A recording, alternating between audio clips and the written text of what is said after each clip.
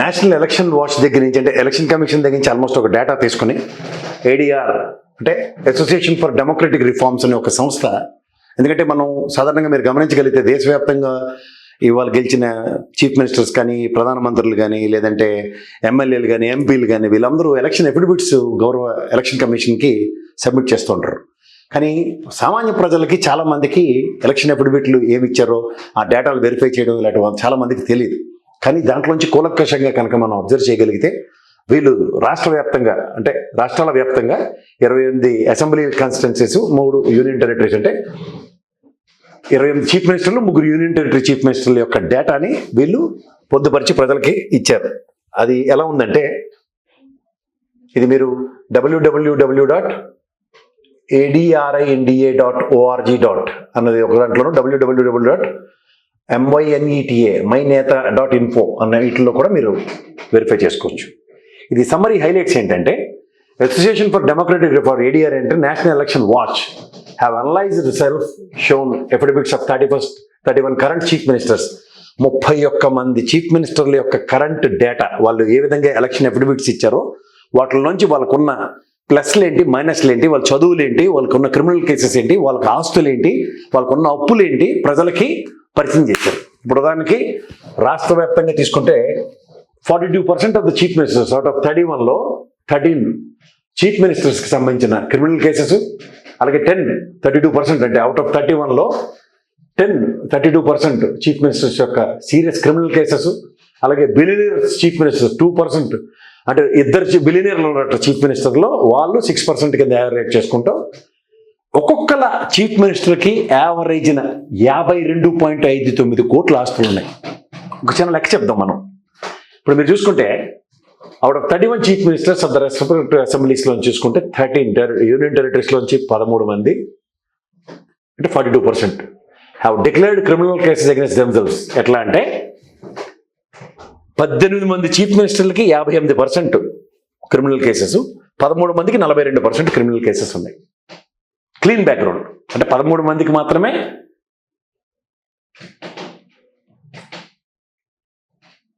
Clean background ఉంది out of all. ఇది 31 మంది చీఫ్ మినిస్టర్లు తీసుకుంటే దేశవ్యాప్తంగా 13 మందికి మాత్రమే ఒక క్లీన్ బ్యాక్గ్రౌండ్ ఉంది. మిగిలిన అందరి మీద క్రిమినల్ కేసెస్ ఉన్నాయి. ఎలాంటివి? Offences for which maximum punishment is 5 years. In an offense of non-bailable cognizable, it is an electoral offense. Offenses related to loss of exchequer, offenses that are assaulted, murder, kidnap, rape related, offenses that are mentioned under Act Section 8, representations of people, offenses under Prevention of Corruption Act, crimes against women and children. ఇందులో మీరు మనకు సాధారణంగా offenses related to loss of exchequer అన్నది ఉంటుంది. ఇది మీరు గమనించగలిగితే ఒక ముఖ్యమంత్రి వలన రాష్ట్ర ఖజానాకి ఏ విధంగా ఆర్థికంగా గండిపడింది అన్న దగ్గర మీరు చూసుకుంటే స్కిల్ డెవలప్మెంట్ కేసులో చంద్రబాబు గారి మీద పెట్టిన కేసులు ఒక ఎగ్జాంపుల్ కింద చెప్పొచ్చు. అలాగే కేజ్రీవాల్ గారి మీద లిక్కర్ స్కామ్లో ఎక్స్చెక్కర్కి ఎంత లాస్ వచ్చిందని ఒక అపవాదుతో కేసులు పెట్టడం, ఇవి మీరు గమనించుకోగలిగితే ఇది track record of this thing. ఇక్కడ మీరు chief ministers with declared criminal cases state wise చూసుకుంటే తెలంగాణ చీఫ్ మినిస్టర్ రేవంత్ రెడ్డి గారికి అత్యంతగా 89, తమిళనాడుకి 47, ఆంధ్రప్రదేశ్ 19, 32, కర్ణాటక, జార్ఖండ్ ఇలా మొత్తం అందరూ చూసుకుంటే ఢిల్లీ చీఫ్ మినిస్టర్ కేజ్రీవాల్ మీద కూడా రీసెంట్గా ఒక కేసు. ఇవి చూసుకుంటే ఇది ఒక గ్రాఫ్. సబ్సీక్వెంట్ డెవలప్మెంట్లో ఇక్కడ మీరు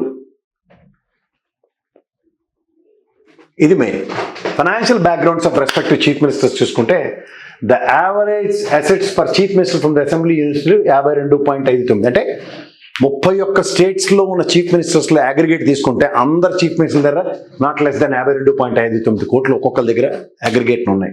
అవి ఎలా అంటే average self income for chief ministers according to the press information bureau ఏం చెప్తుందంటే NNI పర్ క్యాపిటా మనం క్యాల్కులేట్ చేస్తాం కదా, సామాన్య మానవుడు అంటే మీలాటోళ్ళు నాలాటోళ్ళకి 1,85,854 రూపాయలు సంవత్సరానికి సంపాదిస్తారని NNI రిపోర్ట్లు పర్ క్యాపిటా డిక్లేర్ చేసిన దగ్గర an average each chief minister will earn not less than 13,64,310 rupees, which is దీంతో కంపేర్ చేసుకుంటే 7.3 టైమ్స్ మనకన్నా ఎక్కువ సంపాదిస్తున్న ముఖ్యమంత్రి. ఎందుకంటే వాళ్ళ జీతభత్యాలు ఏ విధంగా ఉంటాయో మనకు తెలుసు కాబట్టి.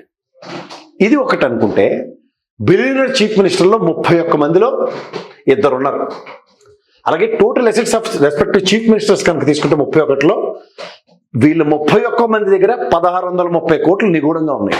అవి ఏ విధంగా ఉన్నాయి ఒకసారి చూసుకోగలిగితే టాప్ 3 మన ఆంధ్రప్రదేశ్ ముఖ్యమంత్రి గారు సంపద సృష్టిస్తాం, రాష్ట్రాన్ని అభివృద్ధి పందాలు నడిపించి మొదటి స్థానానికి తీసుకెళ్తారన్న దగ్గర ఆయన ఈజ్ ద రిచెస్ట్ చీఫ్ మినిస్టర్గా అవుట్ ఆఫ్ 31 స్టేట్స్లో చూసుకుంటే చిత్తూరు నుంచి కుప్పం నుంచి గెలిచిన ఆంధ్రప్రదేశ్ ముఖ్యమంత్రి గారు చంద్రబాబు నాయుడు గారు 810 కోట్ల మూవబుల్ అసెట్స్, ఇమ్మూవబుల్ 121 కోట్లతోనూ టోటల్ 931 కోట్లతో అత్యధిక స్థానంలో నెంబర్ 1లో ఉన్నారు. అలాగే పేమఖండు అరుణాచల్ ప్రదేశ్ చీఫ్ మినిస్టర్ గారు తవాంగ్ ముక్టో నుంచి గెలిచారు బీజేపీ. 165 కోట్ల మూవబుల్ అసెట్స్, 167 కోట్ల ఇమ్మూవబుల్ అసెట్లు, టోటల్ 332 కోట్లతో 2వ స్థానంలో ఉన్నారు. అలాగే కర్ణాటక మన బోర్డరింగ్ స్టేట్ సిద్ధరామయ్య గారిని తీసుకుంటే కర్ణాటకకి మైసూరు వరుణ్ నుంచి గెలిచారు. ఆయన కాంగ్రెస్ అంటే నేషనల్ పార్టీ. ఆయన కూడా 51 కోట్లతో అంటే 21 కోట్ల చిల్లరతో మూవబుల్ అసెట్స్, ఇమ్మూవబుల్ 30తోనూ 51 కోట్లతో ఉన్నారు. అలాగే మీరు మమతా బెనర్జీ గారు లోయెస్ట్ చీఫ్ మినిస్టర్ని చూసుకుంటే మమతా బెనర్జీ గారు వెస్ట్ బెంగాల్ నుంచి గెలిచారు. ఆవిడ కేవలం 15 లక్షలు మాత్రమే, అది కూడా మూవబుల్ అసెట్స్లో 15 లక్షలు. ఇమ్మూవబుల్ అసెట్స్ ఆవిడకి లేవు, ఎందుకంటే ఆల్టో కార్లు తిరుగుతారని చెప్తుంటారు కదా ఖద్దరు చీర కట్టుకుని. అలాగే ఒమర్ అబ్దుల్లా 10 సంవత్సరాల పైన ప్రెసిడెంట్ రూల్లో ఉన్న జమ్మూ కాశ్మీర్కి కొత్తగా ముఖ్యమంత్రి అయిన గండ్రబాల్ నుంచి గెలిచారు. జమ్మూ కాశ్మీర్ నేషనల్ కాన్ఫరెన్స్ 55,24,430 అంటే 55 లక్షలు మాత్రమే మూవబుల్ అసెట్స్ ఉన్నాయి ఆయన దగ్గర. 3వ వ్యక్తి పినరాయి విజయన్ గారు కేరళ కన్నూరు ధర్మండం నుంచి గెలిచారు. ఈయన సిపిఐ ముఖ్యమంత్రి గారు. మూవబుల్ అసెట్లు 31 లక్షలు, ఇమ్మూవబుల్ 86 లక్షలు. ఓవరాల్గా ₹1 కోటి దగ్గర ఉన్నాయి ఆయనకి. ఇది కమ్యూనిస్ట్ బ్యాక్గ్రౌండ్ కాబట్టి ఎలాగైనా తిరిగి ప్రజలకే ఇచ్చేస్తారు అది ఏదో రూపంలో. ఇది కమ్యూనిస్ట్ పార్టీల సిద్ధాంతాలు తెలిసిన వాళ్ళకి తెలుస్తుంది. ఇది విధంగా ఈ ముఖ్యమంత్రి గారుల యొక్క చరిత్ర. ఇక్కడికి వచ్చేసరికల్లా అంటే చంద్రబాబు నాయుడు గారి విషయంకి వచ్చేసరికల్లా మాడవలసింది ఏంటంటే వీళ్ళ నాన్నగారు 2 ఎకరాల అసెంబ్లీ. అక్కడ నాకు తెలిసి మొన్న పరమపదించిన వాళ్ళ బ్రదర్కి 1 ఎకరం, ఈయనకి 1 ఎకరం వచ్చి ఉంటుంది. But span of no time 931 కోట్లు హెరిటేజ్ వ్యవస్థను స్థాపించడం, వీటిలన్నిటితోనూ ఆయన చిరచర ఆస్తులు ఏ విధంగా ఎన్హాన్స్ అయ్యి ఒకసారి గమనించుకోండి. ఇది ఎవరి ఇయర్ అని డిక్లేర్ కూడా చేస్తూ ఉంటారు. మొన్న అమరావతి తదనంతర పరిణామంలో కేసీఆర్ గారు ఎప్పుడైతే 500 కోట్లు ఇస్తానంటే నాకే 1,00,000 కోట్లు ఉన్నాయని చెప్పిన చంద్రబాబు నాయుడు గారు రీసెంట్ పాస్ట్లో మీరు గమనించుకోగలిగితే రిచెస్ట్ చీఫ్ మినిస్టర్ కింద అభివర్ణించిన ఉదంతం ఇది. ఇక్కడికి వచ్చేసరికల్లా next chief ministers with high liabilities 10 chief ministers declared 1 crore and above and details of 3 chief ministers as follows. ఇందులో మొదటి స్థానంలో ప్రేమఖండు గారు ఉన్నారు. ఏది అరుణాచల్ ప్రదేశ్ నుంచి. ఆయన 332 కోట్లలో 180 కోట్ల అప్పులు ఉన్నాయి ఆయనకి. అలాగే సిద్ధరామయ్య గారు నెక్స్ట్ పొజిషన్లో ఉన్నారు. ఇందాక చూడండి 1, 2, 3 అల్లా 2 1 అయింది, 3 2 అయింది, 1 3 అయింది. మైసూరు నుంచి వరుణ నుంచి గెలిచిన ఆయనకి 51 కోట్లలో 23 కోట్ల అప్పులే ఉన్నాయట. ఈ మాటకు వస్తే చంద్రబాబు నాయుడు గారికి చూస్తే ఖచ్చితమైన ఆస్తులు 930 కోట్లు ఉన్నాయి, అప్పు మాత్రం 10 కోట్లే ఉన్నాయి. ఇది గమనించండి. ఇది స్టేట్ వైడ్గా కనుక total assets of the chief ministers in crores చూసుకుంటే ఆంధ్రప్రదేశ్ అండ్ అరుణాచల్ ప్రదేశ్ ఏతో స్టార్ట్ అయినందుకు మొదటి 2 స్థానాల్లో 931, 332 కోట్లతోనూ. అలా కర్ణాటక, నాగాలాండ్, మధ్యప్రదేశ్ ఇవన్నీ తగ్గుకుంటూ వస్తూ లాస్ట్కి వెస్ట్ బెంగాల్ 0.15తో అంటే 15 లక్షలు మాత్రమే ఉన్నా. నెక్స్ట్ జమ్మూ అండ్ కాశ్మీర్ 55 లక్షలు, కేరళ అతను 1,18,00,000, ఢిల్లీ కేజ్రీవాల్ అనుకుంటా మొన్నటిదాకా, ఇప్పుడు మేడం గారికి 1.41, రాజస్థాన్ 1.46, ఇవన్నీ బిలో 10 crores లోపల ఉన్న స్లాబుల్లో ఉన్నారు. ఈ మొదటి 3 స్థానాలు తర్వాత అన్నీ కూడా చూసుకుంటే అగ్రిగేట్లు మెయింటైన్ చేస్తూ వచ్చారు. ఇంకా నెక్స్ట్కి వచ్చేసరికల్లా ఇది షేర్ వెల్త్ అమాంగ్ చీఫ్ మినిస్టర్స్లో మీరు చూసుకుంటే ఈ స్కై బ్లూ కలర్లో ఉన్నది లెస్ దెన్ 1 crore ఉన్నది 6% ముఖ్యమంత్రి అవుట్ ఆఫ్ 31. అలాగే 50 కోట్ల పైచీలకు చూసుకుంటే 10% ఉన్నారు, 50 crores అండ్ అబోవ్. మీరు purple colour 11 crores to 50 crores మధ్యలో ఉన్న వాళ్ళు 29% ఉన్నారు.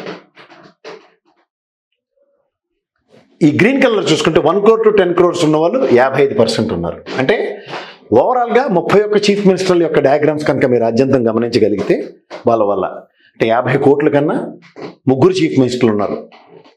11 నుంచి 50 కోట్ల మధ్యలో 9 మంది ముఖ్యమంత్రులు ఉన్నారు. 1 కోటి నుంచి 10 కోట్లు సంపాదించిన వాళ్ళు 17 మంది ఉన్నారు. కోటి కన్నా తక్కువ ఉన్న వాళ్ళు 2 కోట్లు ఉన్నారు. అంటే ఇది పర్సంటేజ్ వైజ్, ఇది గ్రాఫ్, ఇది డీటెయిల్ చార్ట్. ఈ మాటకు వస్తే నెక్స్ట్ ఓవరాల్ జెండర్ రిపోర్ట్ అంతా చూసుకుంటే 31 మంది చీఫ్ మినిస్టర్స్లో 2 ఆడపిల్లలు ఉన్నారు, ఆడవాళ్ళు ఉన్నారు. మమతా బెనర్జీ గారు ఢిల్లీ చీఫ్ మినిస్టర్ అనుకుంటా. వీళ్ళు 6% అనుకుంటే 94% మేల్ డామినేషన్తో ఉంది మొత్తం 31 స్టేట్లలో చూసుకుంటే.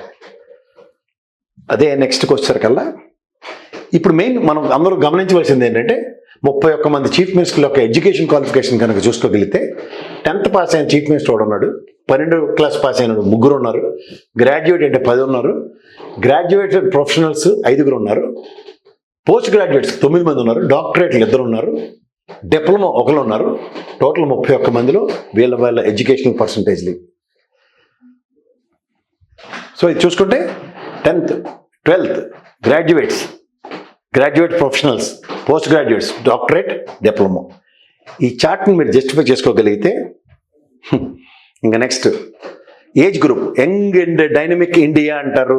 45 years లోపున భారతదేశంలో చాలామంది యంగ్ జనరేషన్ ఉందని ఇంత చెప్తున్న దగ్గర ఒకసారి గమనించుకోగలిగితే 31 మందిలో 31 నుంచి 40 మందిలో 1, 41 నుంచి 50 మందిలో 7, 51 నుంచి 60లో 12 మంది, 61 నుంచి 70లో 5, 71 నుంచి 80 మధ్యలో 6, టోటల్ 31. అంటే యంగ్ నేషన్కి 8 మందే 31 రాష్ట్రాలకు సంబంధించిన ముఖ్యమంత్రులు బిలో 45 years అంటే 50 లోపల ఉన్న వాళ్ళు.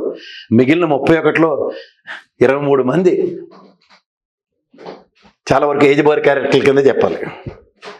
ఇది గ్రాఫ్ వైజ్ చూసుకుంటే 31 to 41, 41 to 5 7, 51 to 60 12, 61 to 75, 71 to 86.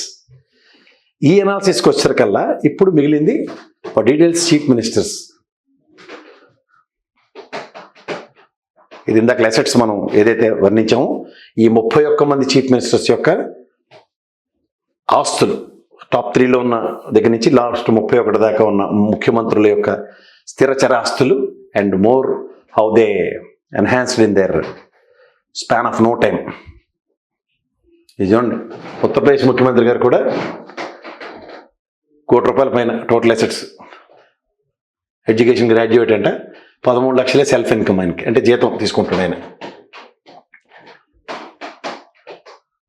ఇది ఇప్పుడు ఈ చార్ట్లో ఇక్కడి నుంచి మొదలెడితే అందరు 31 మంది చీఫ్ మినిస్టర్లో ఎంతమంది మీద క్రిమినల్ కేసెస్ ఉన్నాయో ఇట్లనే చూసుకుంటే రేవంత్ రెడ్డి గారు వికారాబాద్ నుంచి గెలిచారు, కొడంగల్ నియోజకవర్గం నుంచి. ఆయన మీద టోటల్ కేసులు 89, సీరియస్ ఐపీసీ 72, అదర్ ఐపీసీస్ 160. టోటల్ ఇవన్నిటి మీద సెక్షన్స్ అన్ని చూసుకుంటే ఇవి ఎన్ని పేజీలు ఉన్నాయి చూడండి. రేవంత్ రెడ్డి గారి మీద మాత్రమే కేసులు ఇవి. అలాగే ఇవి రేవంత్ రెడ్డి గారి మీద కేసులు.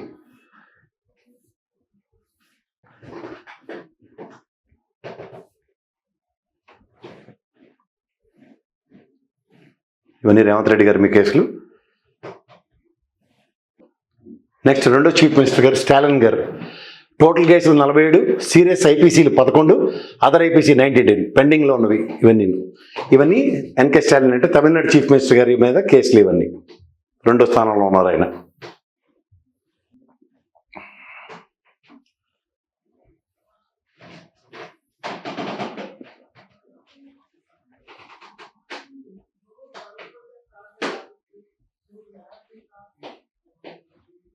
ఇవన్నీ స్టాలిన్ గారి మీద కేసులే.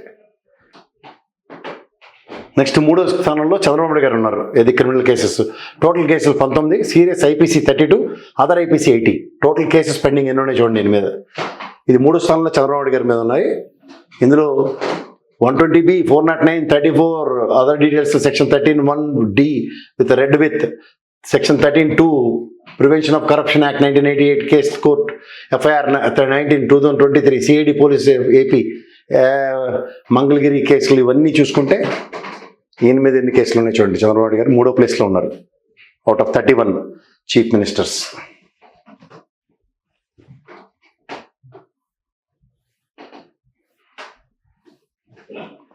నెక్స్ట్ 4th ప్లేస్లో సిద్ధరామయ్య గారు ఉన్నారు. ఆయన మీద 13 కేసులు, serious IPC 6, other IPC 68 pending ఉన్నాయి.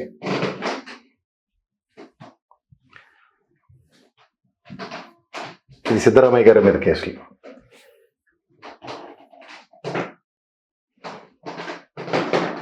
నాలుగు సిద్ధరామయ్య గారిది అయిపోయిన తర్వాత 5వ ప్లేస్లో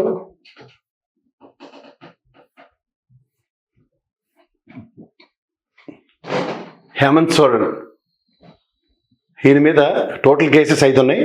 serious IPC 7, other IPC 5 pending కేసులు ఉన్నాయి. నెక్స్ట్ 6వది దేవేంద్ర ఫడ్నవీస్ మీద, అంటే మహారాష్ట్ర ముఖ్యమంత్రి గారి మీద 4 కేసులు పెండింగ్ ఉన్నాయి. అందులో ఐపీసీ 2.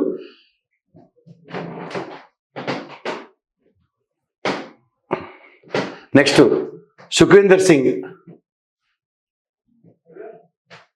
ఈయన మీద కాంగ్రెస్ ఎమ్మెల్యే చీఫ్ మినిస్టర్ గారు 4 కేసులు ఉన్నాయి. సీరియస్ 1, అదర్ 10 ఉన్నాయి. 7వ స్థానంలో ఉన్నారు ఈయన. 8వ స్థానంలో పినరాయి విజయన్ గారు ఉన్నారు. ఈయన మీద కూడా total cases 2, serious IPC 2, other IPC 7 ఉన్నాయి టోటల్ పెండింగ్.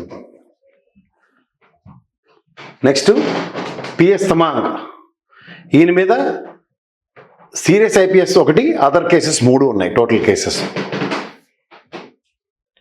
సో ఈ విధంగా నెక్స్ట్ లాస్ట్ భగవత్ మాన్ సంగ్పూర్ నుంచి ఉన్నారు. ఈయన మీద కూడా total cases 1, serious IPC 1, other IPC 4, total cases pending ఇవన్నీ.